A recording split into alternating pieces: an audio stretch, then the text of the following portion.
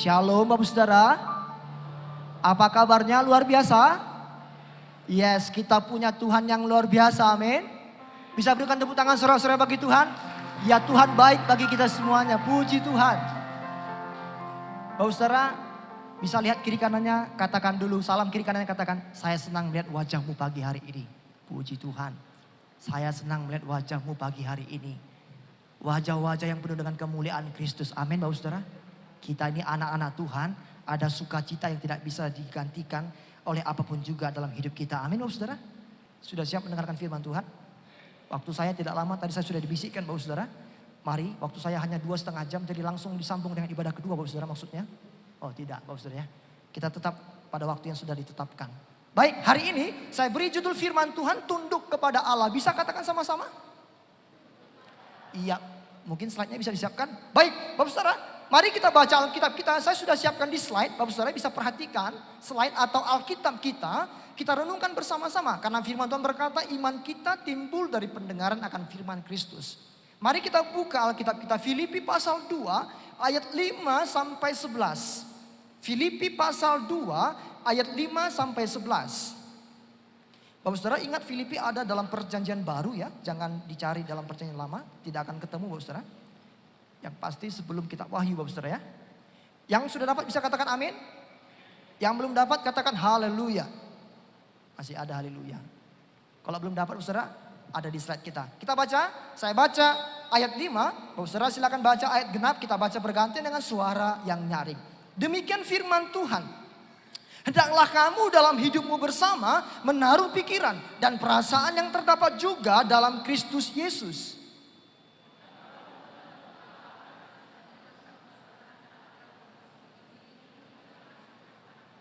Melainkan telah mengosongkan dirinya sendiri dan mengambil rupa seorang hamba dan menjadi sama dengan manusia.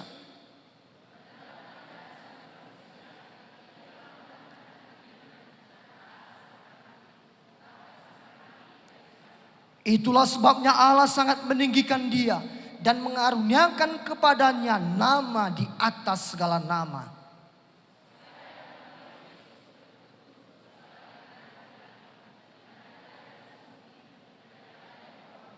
Dan segala lidah mengaku Yesus Kristus adalah Tuhan bagi kemuliaan Allah Bapa. Puji Tuhan.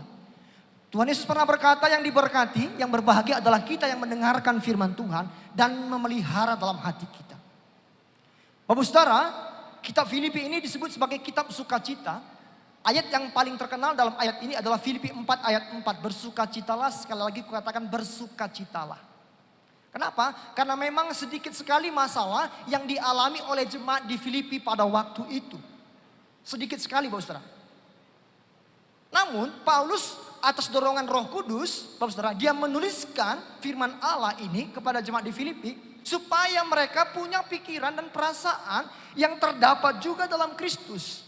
Kenapa? Bapak Saudara, karena dalam kumpulan jemaat di Filipi juga, meskipun nggak ada masalah yang besar. Kalau kita baca surat 1 Korintus, jemaat di Korintus lah yang punya banyak sekali masalah. Masalah karunia bahasa roh, masalah karunia-karunia lain, masalah percabulan, perjinahan, masalah perjamuan kudus. Hampir semua masalah gereja saat ini sudah terjadi di gereja Korintus pada waktu dulu Bapak Saudara. Beda dengan Filipi, Filipi masalahnya tidak terlalu besar. Tapi bukan tidak ada masalah. Karena apa? Ternyata di gereja Filipi itu masih terjadi perselisihan. Pertengkaran, perbedaan pendapat antara jemaat satu dengan jemaat lain. Itu bisa memicu terjadinya perpecahan antar jemaat. Dan ini Tuhan tidak suka Bapak Saudara. Maka Paulus bilang gini, hendaklah kamu punya pikiran dan perasaan yang terdapat juga dalam Kristus Yesus. Kalau kamu punya masalah dengan orang lain, kamu sedang berselisih dengan orang lain, ingat siapa engkau. Engkau adalah milik Kristus. Harusnya perselisihan itu tidak membuat engkau terpecah. Kalau kita ingat kita ini anak Tuhan Bapak Saudara, maka perselisihan perbedaan apapun di antara kita jemaat Tuhan di tempat ini itu tidak akan bisa membuat kita terpecah belah. Amin Bapak Saudara. Maka selalu ingat identitas kita ini sebagai anak Tuhan Bapak Saudara. Orang yang telah ditebus oleh darahnya yang kudus. Kita nih kepunyaan Tuhan. Maka Paulus bilang gini, Milikilah perasaan dan pikiran yang terdapat juga dalam Kristus. Lalu dia tunjukkan bagaimana Kristus menjadi teladan dalam hal penundukan diri. Kalau kita punya penundukan diri, saudara, saya percaya maka hidup kita ini akan menjadi berkat bagi banyak orang dan nama Tuhan dipermuliakan. Saudara yang terkasih dalam nama Tuhan Yesus Kristus, sebagai murid Tuhan, mungkin saudara gereja kita mulai bulan September ini kita akan mengadakan pemuritan atau sudah mengadakan pemuritan, saya kurang tahu. Yang saya dengar begitu, saudara. Saya pernah menyampaikan firman Tuhan bulan lalu di gereja kita Jalan Merdeka tentang pemuritan. Murid Kristus itu bukan orang yang sekedar ikut Yesus. Di Alkitab ada banyak orang ikut Yesus, saudara, hanya karena melihat mujizatnya Tuhan. Tapi ketika Tuhan bilang gini, kalau kau ikut aku engkau akan menderita. Alkitab mencatat dalam Injil Yohanes, banyak orang mengundurkan dirinya, meninggalkan Yesus. Kenapa? Mereka bilang gini, mereka pikir gini, ternyata ikut Yesus gak enak, banyak penderitaannya. Itu belum bisa disebut sebagai murid. Murid itu bukan hanya sekedar ikut Yesus, tapi mau hidup serupa seperti Kristus. Yang percaya katakan amin. Maka orang Kristen itu bukan hanya the followers of Christ, tapi kita ini adalah orang yang mau dibentuk menjadi serupa dengan gambaran Yesus Kristus. Amin, saudara? Iya, maka untuk menjadi seorang murid kita perlu punya penundukan diri kepada Allah. Yakobus pasal 4 ayat 7 berkata begini, tunduklah kepada Allah dan lawanlah iblis, maka ia akan lari daripadamu. Tunduklah kepada Allah, kata Yakobus, lawanlah si iblis yang tidak pernah lelah untuk menggoda kita, menjatuhkan kita, maka dia akan lari daripada kita. Bapak saudara, kata tunduklah itu dalam bahasa aslinya itu, saudara, itu namanya hupotasso. Hupotasso, Bapak saudara, itu artinya ada 3 arti. Yang pertama begini, saudara. Yang pertama itu adalah to place under, meletakkan di bawah. Itu yang pertama, saudara. Yang kedua, to subject. To subject itu artinya kita mau menaklukkan diri kita dengan otoritas di atas kita. Itu yang kedua, pengertian hupotasso tadi, saudara ya. Yang ketiga itu adalah to obey. Kalau bicara tentang penundukan diri, tunduk kepada Allah, haruslah taat kepada Allah. Amin, saudara. Maka penundukan diri ini ada 3 arti tadi. Yang pertama, meletakkan di bawah, to place under, artinya apa? Kita tidak mau di atas, tapi kita mau apa? Kita mau ada di bawah. Kita mau taklukkan diri kita. Kita mau taat. Jadi penundukan diri dalam Alkitab itu artinya begini. Kita ini mengakui otoritas Tuhan dalam hidup kita. Dan kita mau tunduk setia kepada perintah-perintahnya. Nah, itu arti penundukan diri. Hari ini kita belajar dari kitab Filipi, dari teladan Tuhan Yesus. Apa yang Alkitab ajarkan, bagaimana penundukan diri kepada Allah yang benar itu, Bapak Saudara. Ya kan? Bagaimana yang pertama? Mari kita lihat, Bapak Saudara. Bisa diklik mungkin?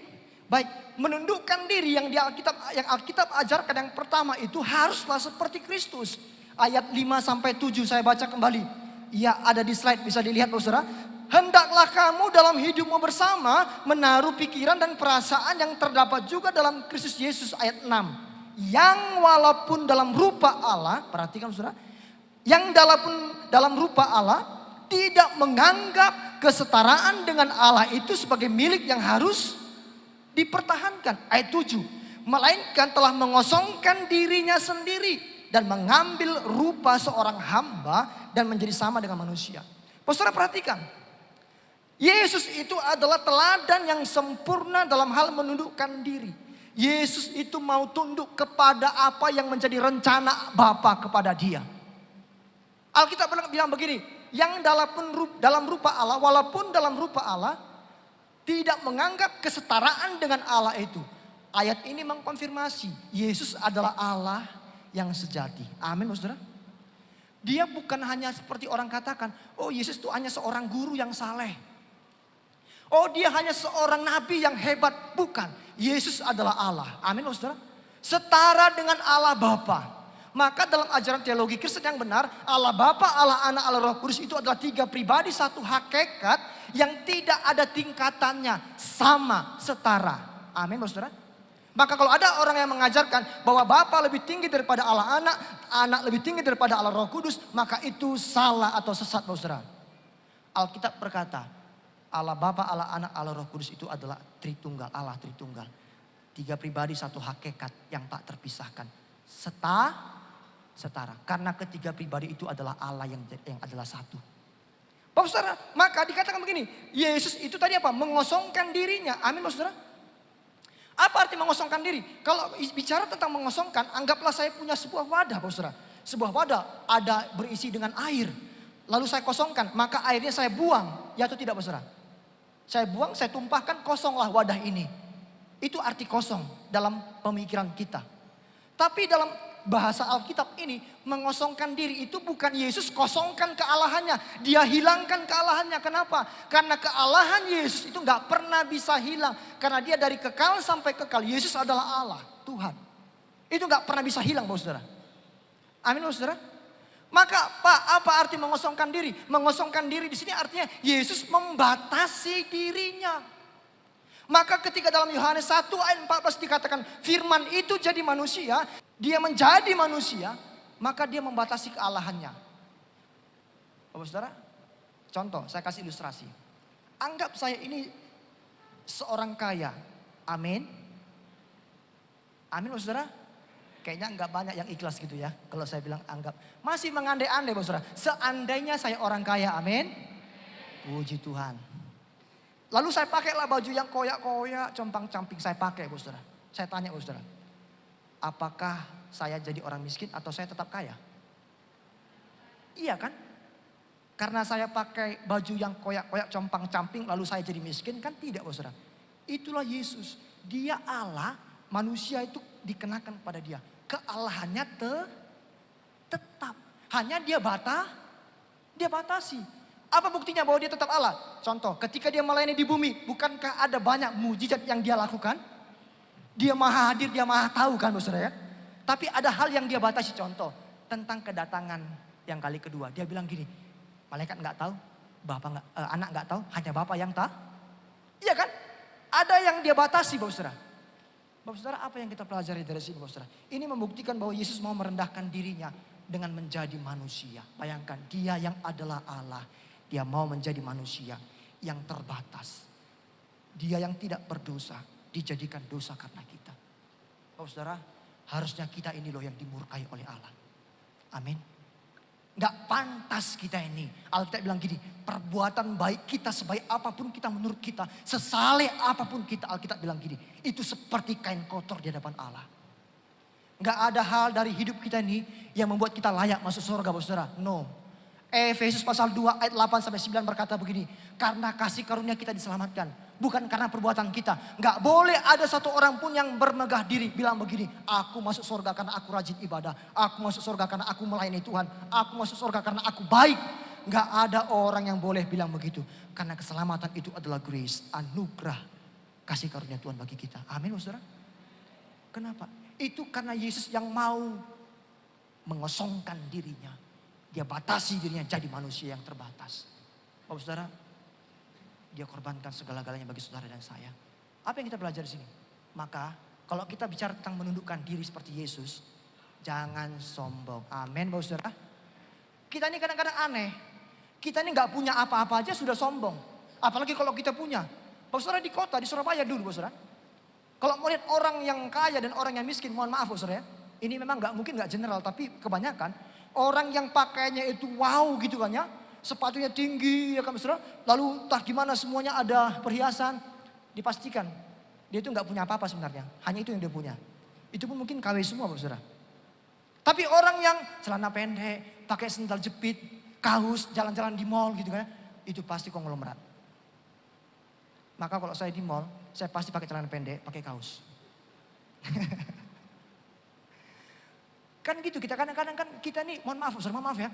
Kita nih pas-pasan gitu saudara, tapi kita ini seolah-olah orang yang punya semuanya. Itu tidak saudara. Iya kan?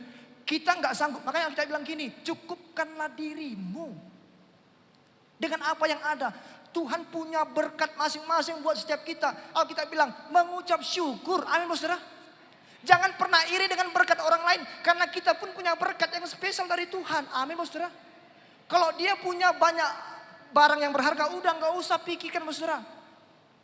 Ingat aja, lihat aja apa yang sudah Tuhan kasih sama kita. Itu sudah besar sekali, nggak usah inginkan seperti orang lain. Jangan sombong, tetap rendahkan hati kita. Bilang kiri kanannya, jangan sombong kau, bro atau sis, pa atau ma. Iya. Rendahkan hati kita, saudara. Yesus aja, saudara, dia mau mengosongkan dirinya. Dia mau menjadi manusia. Jangan merasa diri hebat, tapi tetap rendah. Kalau hari ini kita ada dengan segala keberadaan kita, jabatan kita, mungkin harta kita, mungkin apapun yang kita punya. Jangan bilang ini karena aku. Tapi bilang begini, ini semuanya karena Tuhan.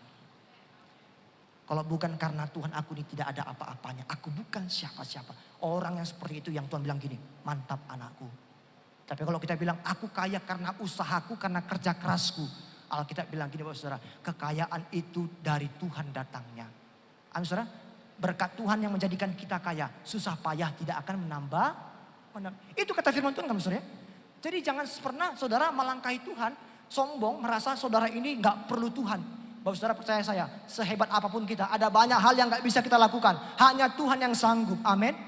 Maka hari ini sadarilah bahwa kita perlu Tuhan. Makanya kita datang ibadah hari ini. Karena kita sadar kita ini lemah, kita perlu Tuhan.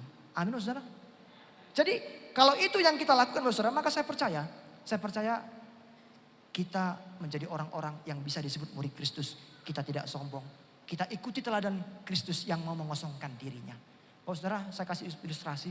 Bayangkan seorang raja. Raja yang begitu hebatnya dengan segala kekuasaan dan kemuliaannya. Dia mau menjadi rakyat biasa. Dia tinggalkan istananya, dia tinggalkan kemewahannya. Dia jadi rakyat biasa. Dia bergabung dengan rakyatnya. Di desa-desa, dia pergi, dia alami penderitaan-penderitaan apa yang masalah-masalah masyarakat atau rakyatnya. Demikian juga Tuhan kita. Dia dari sorga sana mau turun jadi manusia. Dia turut merasakan kelemahan-kelemahan kita.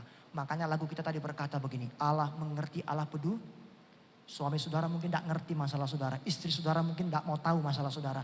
Orang tua kita mungkin tidak mau tahu, tak tahu masalah kita apa. Anak kita pun tidak mau tahu tentang masalah kita.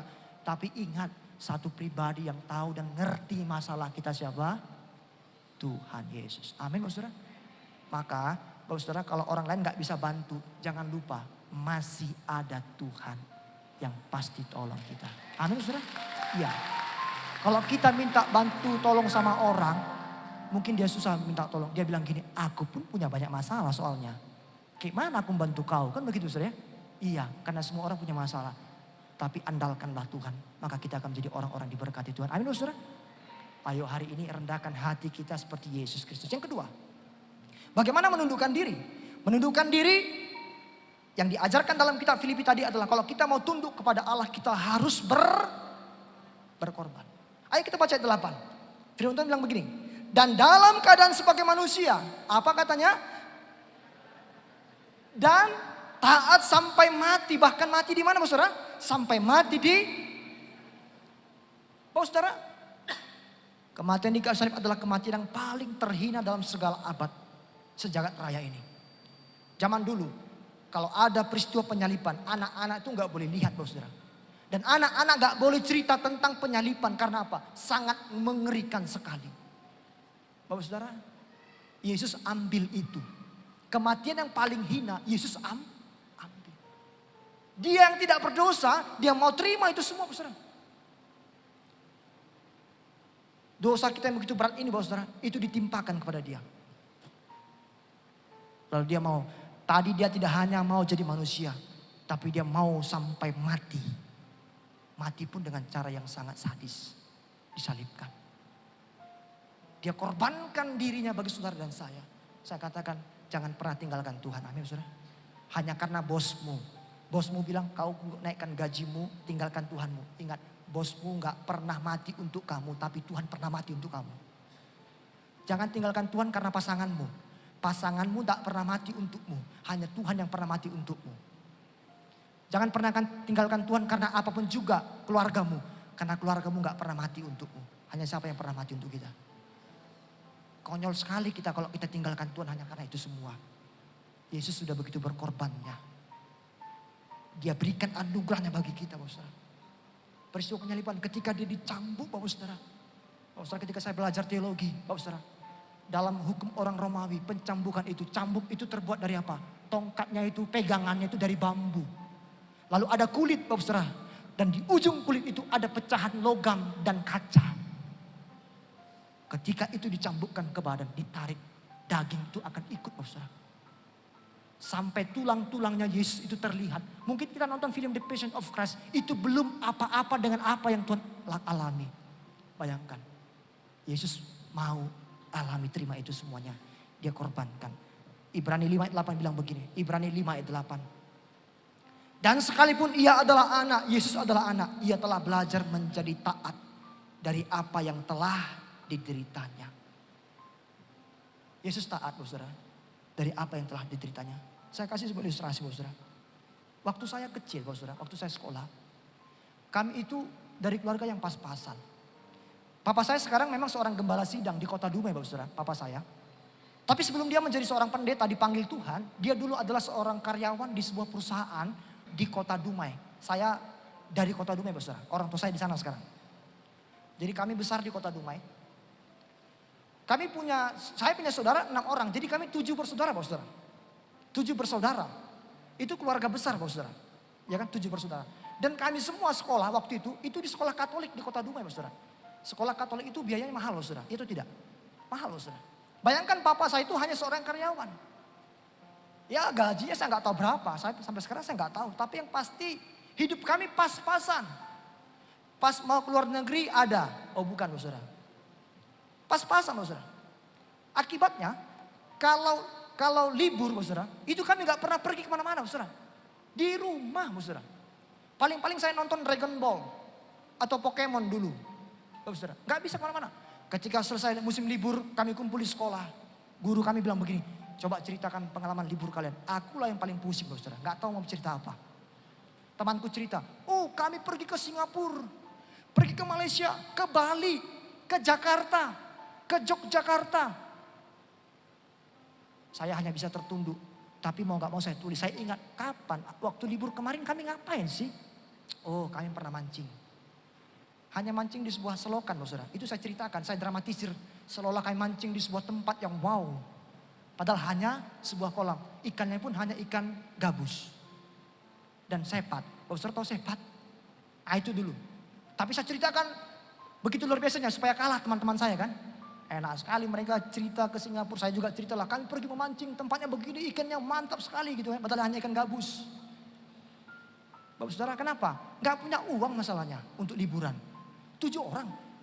Dumai itu punya pelabuhan. Minta ke pelabuhan aja. Pak, Ma, ayo kita liburan ke pelabuhan. Oh gak ada uang nak. Bayangkan saudara. Hanya 5 menit dari rumah kami ada pelabuhan itu. Kami gak pernah libur bersama-sama ke sana. Bayangkan. Kenapa? Gak cukup. Uang kami hanya pas untuk sekolah kami. Mama saya saudara. Itu gak pernah punya perhiasan selama kami sekolah. Gak pernah. Gak pernah saudara. Kenapa? Kalau dia beli emas saudara. Gawat. Anaknya pasti gak bisa membayar uang sekolah. Tapi dia tahan. Siapa di sini ibu-ibu yang gak mau emas, perhiasan? Siapa? Angkat tangan. Berbagilah suami-suami yang mendapatkannya. Karena istri saya pun seorang hamba Tuhan, tapi dia juga pengen sekali perhiasan. Sampai sekarang dia bilang, Bang, cincin ini bagus ya? Bagus, saya bilang.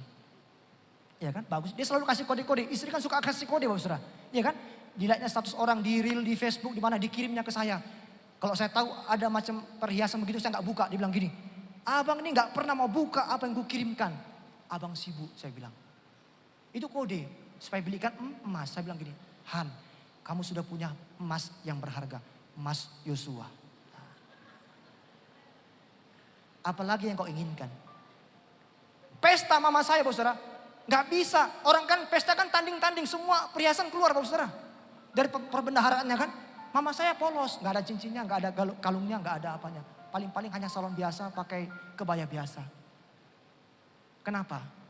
Dia mau korbankan keinginannya untuk kami anak-anaknya. Keinginan dia ingin hidup enak. Dia tinggalkan. Mau punya perhiasan, dia tinggalkan. Mungkin mama saya kalau ditanya ada banyak keinginan dia yang gak bisa terpenuhi karena kami anak-anaknya. Demikian juga Tuhan kita. Tuhan korbankan dirinya semua yang dia punya untuk kita anak-anaknya, Bapak Saudara. Maka ayo kita pun harus mau berkorban untuk orang lain. Amin. Contohnya, kalau kita ada berkat, berkati orang lain yang membutuhkan. Amin. Berkati pekerjaan Tuhan. Saya tanya, kalau kita memberikan berkat bagi gereja, apakah itu sebuah pengorbanan? Iya. Kenapa? Enggak mudah memberikan berkat atau persembahan kepada pelayanan. Ya atau tidak? Iya, susah saudara. Maka kalau ada orang yang dengan murah hati mau memberkati pekerjaan Tuhan, maka itu orang yang telah menundukkan dirinya, dia mau berkorban. Karena dia tahu, aku pun punya ini semua karena korban Tuhan di kayu salib. Iya kan saudara? Bagaimana lagi orang yang mau berkorban? Orang yang mau berkorban itu adalah orang yang mau membantu orang lain yang kesulitan. Membantu orang itu sangat sulit Pak Saudara. Apalagi sekarang kita nggak bisa membedakan mana yang sungguh-sungguh butuh pertolongan, mana yang menipu. Ya atau tidak? Sekarang kita susah-susah yang bukan mana. Karena banyak penipuan terjadi, ada orang yang benar-benar butuh. Karena kita nggak tahu, akhirnya kita nggak mau tolong. Padahal dia benar-benar butuh. Hanya karena apa? Ada banyak penipu. Itu yang kita alami sekarang kan. Makanya istri saya bilang gini, Bang itu benar nggak? Benar nggak dia benar-benar pengemis? Benar nggak dia membutuhkan bantuan? Saya bilang kadang-kadang saya juga nggak bisa membedakan yang mana yang benar, mana yang palsu Bapak Saudara. Karena banyaknya penipuan. Bapak Saudara, tapi kalau kita dekat sama Tuhan, Tuhan akan berikan kita karunia untuk membedakan roh. Mana yang sesungguhnya, mana yang pura-pura. Membantu orang lain, suami istri saling membantu. Ya atau tidak Bapak Saudara? Iya kan? Jangan saling tuntut. Kalau di rumah tangga saling tuntut, rumah tangga kita itu akan kacau balau Bapak Saudara. Suami tuntut, istri Alkitab bilang begini, tunduk sama suamimu. Jangan tanduk suamimu, kan begitu saudara. Istri ingat kau penolong, bukan penggonggong. Bukan perongrong, kan begitu saudara ya. Lalu istri bilang gini, Pak, Alkitab bilang, kasihlah istrimu, kau gak pernah mengasihi saya. Semua saling tuntut saudara. Anak pun tuntut. Ya kan, dan sebagainya. Rumah tangga kita pasti kacau. Tapi kalau kita saling melakukan bagian kita, istri lakukan bagiannya. Suami sebagai kepala rumah tangga lakukan bagiannya. Anak lakukan bagiannya. Saling membantu. Saya dan istri saudara itu kami saling membantu. Kalau nyuci baju, kalau istri saya nggak sempat. Saya meskipun saya nggak sibuk ngajar saudara, sibuk pelayanan. Saya sempatkan waktu menyuci pakaian. Saya nggak malu. Tanya anak mas asrama. Saya paling sering keluar jemur pakaian di asrama itu saya. Saya bantu. Saya nggak gengsi orangnya saudara. Mungkin anak-anak laki-laki bisik-bisik dalam hatinya. Kok bapak yang nyuci baju ya? Kok bapak yang jemur ya? Nggak masalah. Emangnya kenapa? Kami saling bantu. Ya kan? Kalau istri saya nggak sempat cuci piring, ada banyak piring, saya cuci. Saya bantu cuci piring saudara. Di tengah-tengah kesibukan saya. Dia pun bantu saya dengan apa yang dia bisa lakukan. Maka rumah tangga itu menjadi wow, luar biasa. Saling membantu. Jangan bilang, Ma, tugasmu ya nyuci baju, tugasmu nyuci piring ya. Tugasku ya begini dan begitu. Kalau memang bisa kita bantu istri kita, kenapa tidak? Bapak saudara, iya kan? Kalau saling kerjasama dalam rumah tangga itu adalah sebuah keindahan yang akan kita miliki. Apalagi Bapak saudara, mau berkorban, melayani di gereja. Saya tanya, pelayanan itu pengorbanan atau tidak? Waktu ya kan untuk berdoa, waktu untuk latihan, waktu untuk untuk mempersiapkan apa yang akan kita lakukan dalam pelayanan. Itu pengorbanan Bapak saudara. Makanya ayo, saya undang jemaat Tuhan, ayo libatkan diri dalam melayani Tuhan. Karena Tuhan lebih dulu telah melayani kita. Saya percaya gereja ini gak pernah kekurangan bidang untuk melayani. Hanya saja gereja mungkin seringkali kurang orang-orang yang punya hati untuk melayani. Hari ini berikan hatimu, korbankan hatimu. Untuk apa? Mau melayani di gereja. Saudara sudah menundukkan diri saudara seperti Kristus yang mau berkorban. Amin saudara? Jangan gengsi untuk melayani Tuhan. Amin. Saya bilang begini, pelayanan itu adalah sebuah kehormatan. Amin saudara. Lebih berharga melayani daripada dilayani. Karena Yesus pun datang bukan untuk dilayani, tapi dia untuk melayani manusia yang berdosa. Ya atau tidak? Ayo hari ini kalau saudara mau tundukkan diri, tunduk kepada Allah. Mari berkorban. Layanilah Tuhan dimanapun saudara berada. Apalagi di gereja ini. Layani Tuhan. Amin saudara. Mau berkorban seperti Kristus? Amin. Ada banyak hal yang mungkin tidak bisa saya sampaikan. Biar Roh Kudus berbicara di hati kita. Apa yang harus kita lakukan supaya kita bisa berkorban untuk melayani, untuk Tuhan. Lakukanlah apa yang bisa kita lakukan bagi sesama kita. Jadi berkat bagi mereka semuanya. Yang ketiga yang terakhir. Ini ayat yang paling enak. Ini poin yang paling enak karena terakhir saudara ya. Jemaat Tuhan yang ngantuk pun sudah bangun kalau dengan kata terakhir. Tapi tenang saja, nanti ada yang paling terakhir. Ini masih terakhir saudara ya. Yang ketiga, bagaimana penundukan diri? Tunduk kepada Allah yang benar. Yang pertama tadi, tundukkan dirimu seperti Kristus. Yang mau mengosongkan dirinya. Dia tidak sombong, tapi dia rendahkan hatinya. Yang kedua, tundukkan dirimu dengan cara seperti Yesus yang mau berkorban. Yang ketiga, kalau kita tundukkan diri kita ingat, ada berkat Tuhan. Amin saudara. Nah ini saudara, ayo kita baca ayat 9 sampai 11. Itulah sebabnya Allah sangat meninggikan dia dan mengaruniakan kepadanya nama di atas segala nama. Supaya dalam nama Yesus bertekuk lutut segala yang ada di langit dan yang ada di atas bumi dan yang ada di bawah bumi. Ayat 11. Dan segala lidah mengaku Yesus Kristus adalah Tuhan bagi kemuliaan. Karena Yesus mau taat tundukkan dirinya kepada rencana Bapa, maka dia ditinggikan dan kepada Yesus diberikan name above all names. Nama di atas segala nama. Nama Yesus berkuasa. Berkuasa menyelamatkan saudara dan saya yang percaya. Amin. Menyelamatkan, berkuasa untuk menyembuhkan kita. Membuat mujizat dalam hidup saudara dan saya. Amin. Dan berkuasa untuk mengalahkan tipu muslihat setan. Nama Yesus berkuasa. Maka kalau kita berdoa, kami berdoa dalam nama. Karena Yesus berkata begini, apapun yang kau minta dalam nama aku kepada Bapa akan diberikan. Kenapa orang Kristen selalu berdoa dalam nama Tuhan Yesus? Karena itu yang Tuhan Yesus ajarkan dalam Injil Yohanes. Apapun yang kau minta dalam nama aku kepada Bapa akan diberikan kepadamu. Karena dalam nama Yesus, Bapa sudah mengaruniakan nama di atas segala nama kepada Yesus. Kisah Rasul 4 ayat 12 berkata begini, tidak ada nama yang kepadanya diberikan, yang olehnya kita bisa diselamatkan. Di bawah langit ini, di bumi ini, gak ada nama yang berkuasa selain nama Tuhan Yesus. Kenapa Yesus bisa mendapatkan itu, peninggian itu? Kenapa? Karena dia mau tunduk kepada rencana Bapa.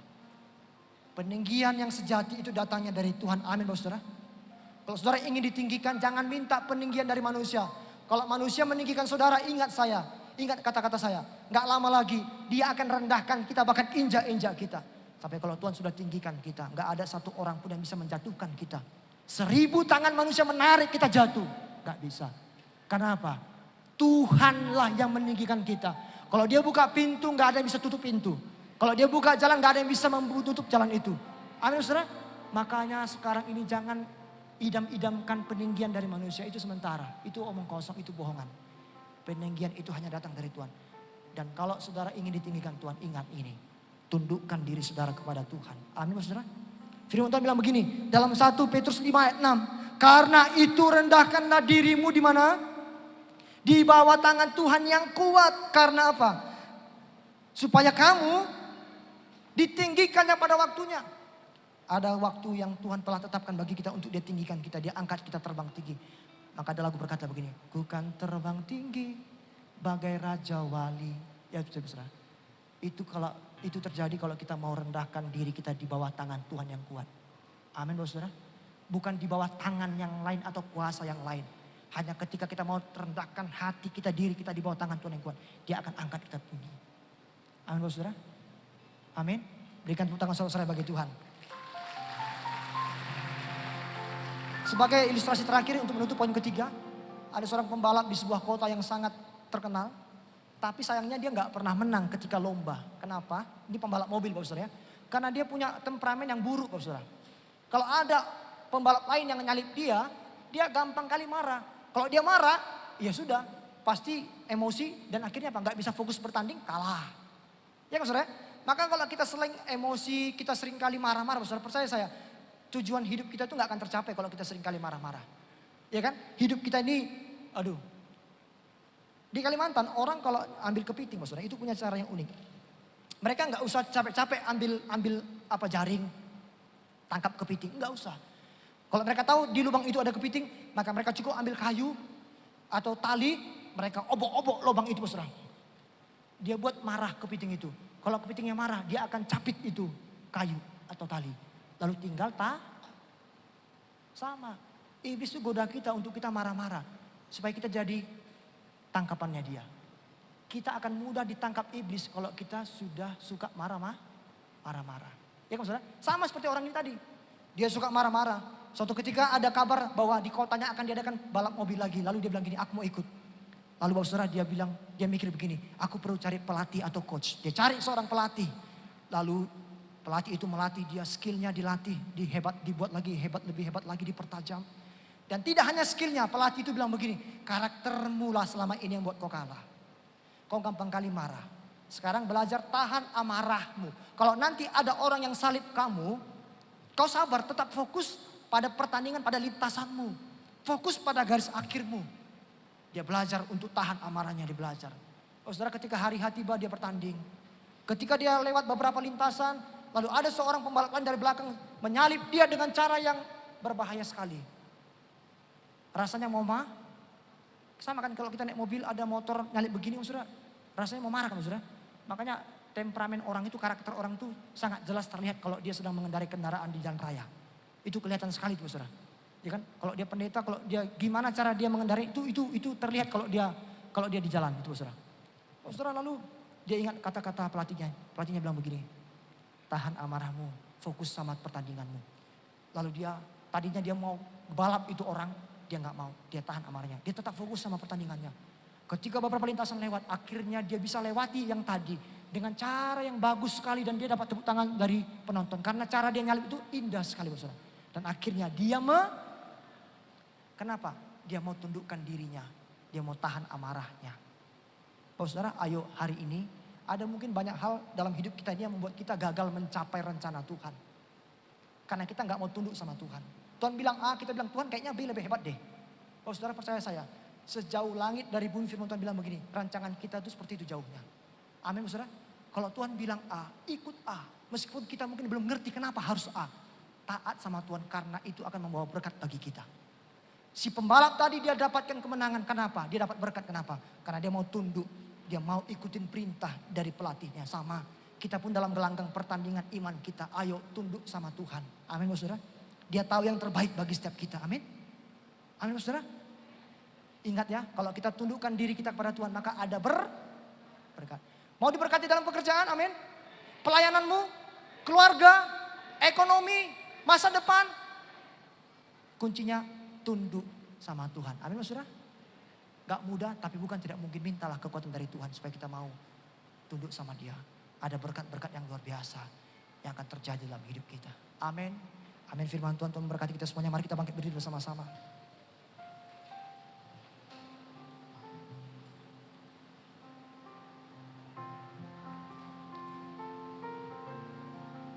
Terima kasih Tuhan, meteraikan firman telah kami terima pada hari ini.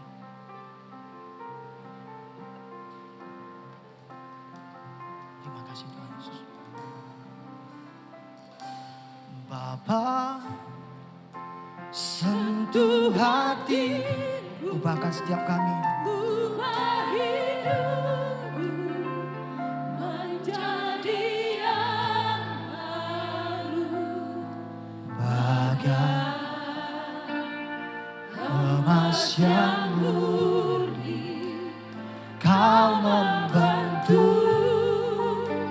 bejana hati. Minta Tuhan ubahkan setiap kita. Bapa, ajarku mengerti sebuah kasih yang selalu memberi.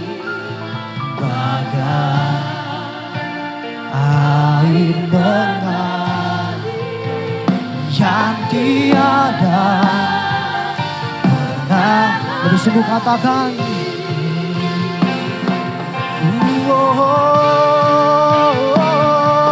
Bapa, sentuh hatiku, ubah hidupku menjadi yang baru. Bagai emas yang murni, Kau membentuk bejana hatiku. Bapa, ajarku mengerti sebuah kasih yang mau memberi, yang selalu memberi. Bagai air mengalir yang tiada pernah berhenti. Katakan Bapa, Bapa. Tuhan ubahkan setiap kami, lembutkan hati kami. Ya Tuhan, menjadi yang baru. Bagai emas yang murni, Kau membentuk bejana rencana hatiku Bapa. Oh, ajar kami mengerti Tuhan semua kasih yang selalu memberi bagai air mengalir yang tiada pernah berhenti, bagai air mengalir, bagai air mengalir yang tiada berhenti. Mari berikan tepuk tangan saudara-saudara bagi Tuhan. Haleluya. Terima kasih Tuhan, ubahkan setiap kami, bentuk setiap kami. Terima kasih Tuhan. Haleluya.